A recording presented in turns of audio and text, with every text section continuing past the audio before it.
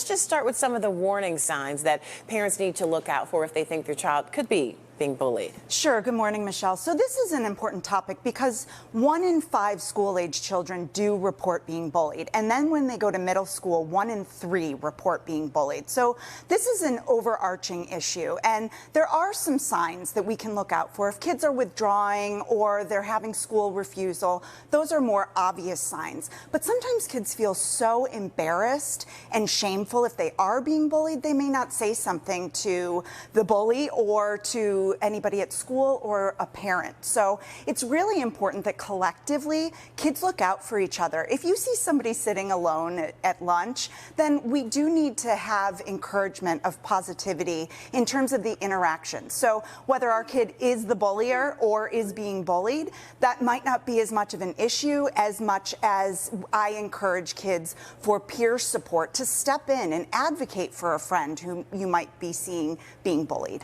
And oftentimes parents are told the first step is to go to the school. Unfortunately, sometimes you hear those stories where parents say they've tried that and they're not getting a response.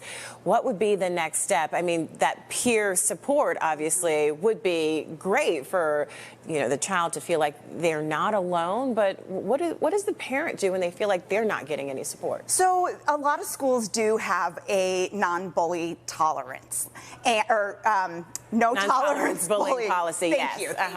And so oftentimes we do have to have parents get involved, and modeling that conversation with our kids, it can be very frustrating if we can't break through with administration, but 30% of adults even report being bullied in the workplace. So it is important that we are modeling that behavior. Sometimes kids are learning that at home, or they're seeing parents' relationships being bullied or experiencing it maybe with their own siblings.